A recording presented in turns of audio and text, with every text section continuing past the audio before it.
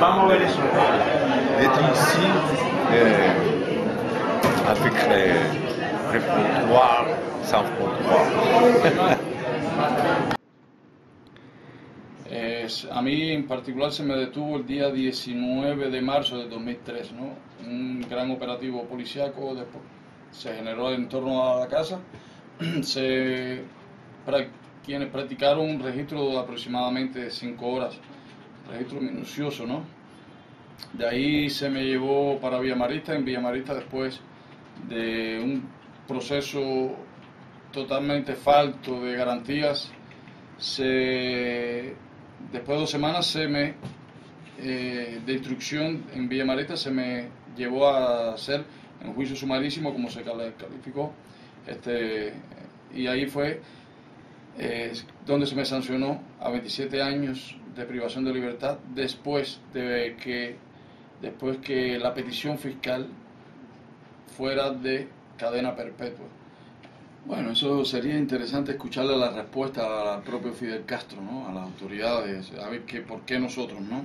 Porque pienso que toda la oposición cubana y de hecho la prensa independiente en Cuba tiene un objetivo común, que es ver a Cuba democrática, ver a Cuba en un Estado de Derecho, y en el caso que nos compete es ver una prensa libre e independiente dentro de Cuba.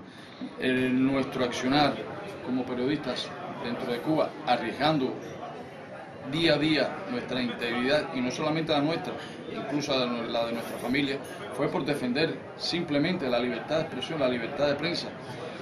Fue defender nuestro derecho a informar al pueblo y a estar nosotros también informados. Eso fue nuestro objetivo esencial, la defensa de la libertad de expresión y de prensa, ¿no? Que combatió y metió preso uno de los mayores enemigos de la prensa, que fue Fidel Castro, ¿no? Que no quiere ver información libre, independiente dentro de Cuba, porque sabe perfectamente el daño que le puede causar. Fue un cambio no solamente geográfico, sino de una adaptación mental. La primera desconcierto que tuve yo fue ver un cuchillo de metal cuando fueron a servir la comida, porque estaba prohibido en prisión, y de pronto al ver el cuchillo de metal me asombró. Lo segundo fue que la comida estaba muy caliente, y hacía muchos años que no comía una comida tan caliente. Estas son dos sensaciones que tuve inicialmente. Yo ya una vez en Madrid recuerdo que declaré que mi cuerpo lo sabía que estaba en España, pero mi mente todavía seguía en Cuba. Es un poco de esquizofrenia temporal, dado el cambio, salir de una prisión para la pista del avión a un país totalmente diferente desde el punto de vista de libertades, de expresión, de reunión y demás. Pues realmente es un cambio muy fuerte, que uno llega primero el cuerpo y la mente llega con cierto retraso. Gracias a Dios esa esquizofrenia transitoria ya pasó, y tengo mi cuerpo y mi mente conmigo en España, pero paradójicamente mi pensamiento sigue en Cuba, porque son lazos muy fuertes los que nos unen al país en el que nacimos, y desde aquí, desde Europa, seguiremos luchando por la libertad de expresión y de asociación en nuestro país. Una de las cosas que más nos llamó la atención fue que al salir de Cuba, o sea, momentos antes de salir, de abordar el avión, los oficiales de la seguridad del Estado nos dijeron que para nosotros en un momento determinado poder regresar, aunque fuera de visita, teníamos que pedir un permiso especial. Incluso el pasaporte nuestro, que nos fue retirado porque ya iniciamos los trámites oficiales en España para nuestro asilo político, dice textualmente: permiso, salida definitiva. Absoluto. La excarcelación y destierro no es una medida novedosa del gobierno de Cuba. Lo han hecho en otras ocasiones como una válvula de escape, en este caso para mejorar la imagen tan desfavorecida que tiene después de los hechos que nos decía Tanquero, como la muerte de Zapata, el ayuno heroico de Guillermo Fariña, la represión contra las damas de blanco, el apoyo de más de 50.000 intelectuales, en su casi totalidad europeos, y también la crisis económica de naufragio que tiene la sociedad cubana en estos momentos.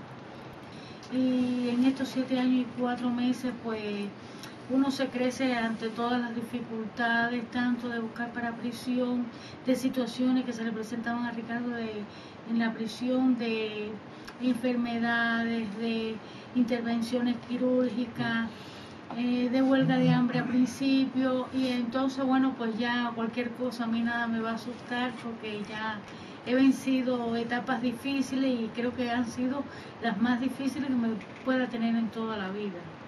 Todos nosotros, aunque nos neguemos a reconocerlo, estamos traumatizados.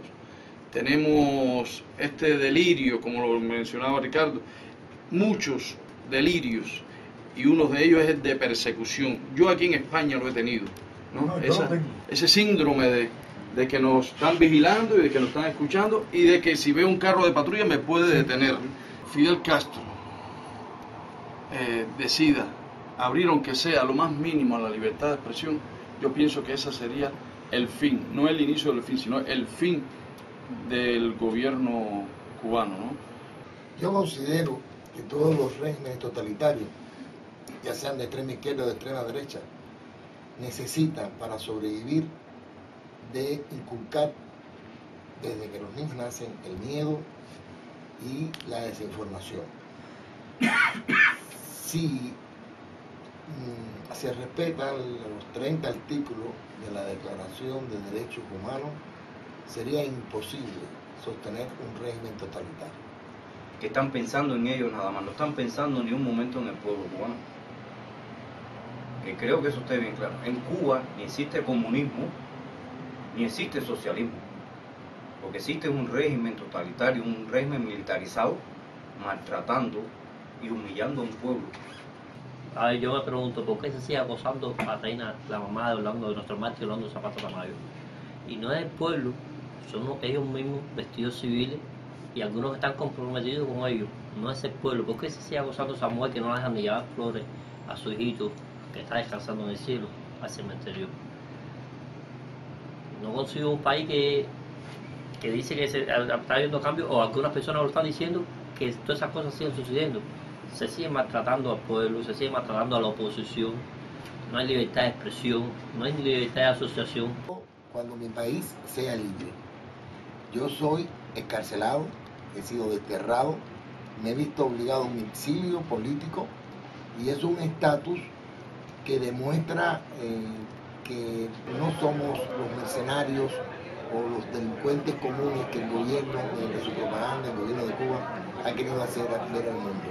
Eso demostraría una vez más lo que siempre hemos sostenido, que además de prisioneros de conciencia, desde el 2003 que fuimos encarcelados, decretados por Amnistía Internacional, además somos exiliados políticos, que es una forma de reconocer nuestra lucha por la libertad de expresión y por la libertad de asociación.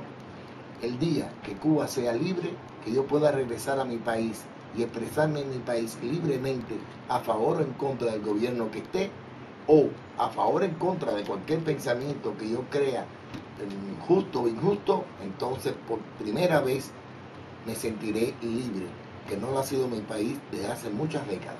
Yo pienso que Cuba está en derrumbarse también con ese sistema, que yo estoy seguro que queda poco a los Castro.